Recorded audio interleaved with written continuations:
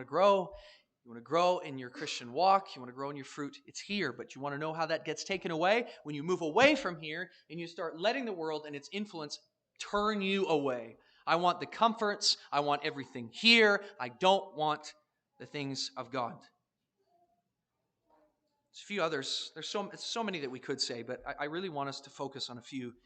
Another one is the influence of the world in bad company. Another choker of the word, the choker of fruit. This is a very important one. Listen to Psalm chapter 1. Okay, it says, "Blessed is the man who walks not in the counsel of the wicked, nor stands in the way of sinners, nor sits in the seat of scoffers. But his delight is in the law of the Lord. And on his law he meditates day and night. He is like a tree planted by streams of water that yields its fruit in its season, and its leaf does not wither. In all that he does, he prospers. The wicked are not so, but are like chaff that the wind drives away." Okay, here's that language again. The Word of God. The Word of God is the influence that we need to take in as Christians. The Word of God is the voice, the voices that we are hearing that are causing us to bear forth fruit in Jesus Christ. It's ultimately His Word. But wicked company, wicked influence, wicked teaching around us will wrench it from the tree, old and young alike.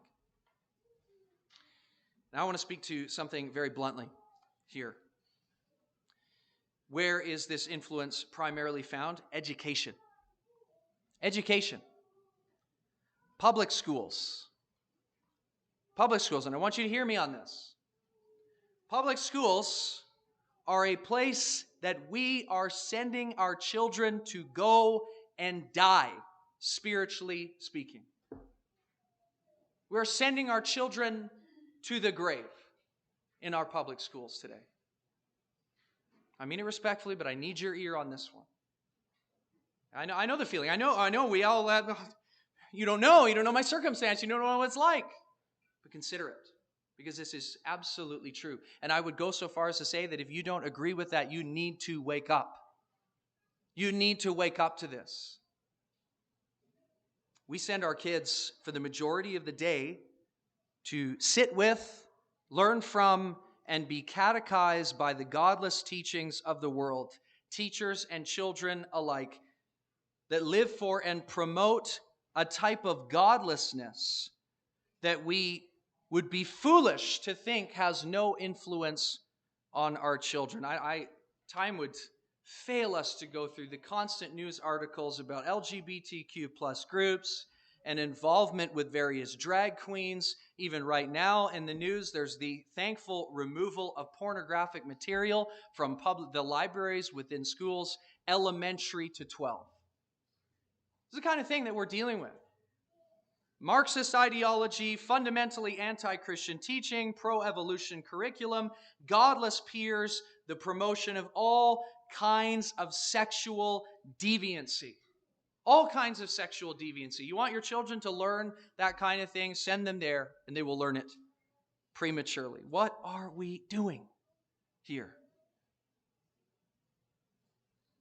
We cannot send our children, church, to a cesspool of sin and expect that they are going to come out unscathed. I tell you this morning, I can count on one hand the amount of children who went in there Christians and came out Christians. It's a destroyer. And in fact, I'm becoming more and more convinced today that this is what's killing the next generation more than anything else. It's fraught with anxiety, gender dysphoria, thoughts of suicide. It's demonic. Kinds of things that we are subjecting our children to, destroying them and killing them there. It's awful. We must be wary of this. We must place our children where they can be spiritually fed, not spiritually choked. Parents, you must consider this today.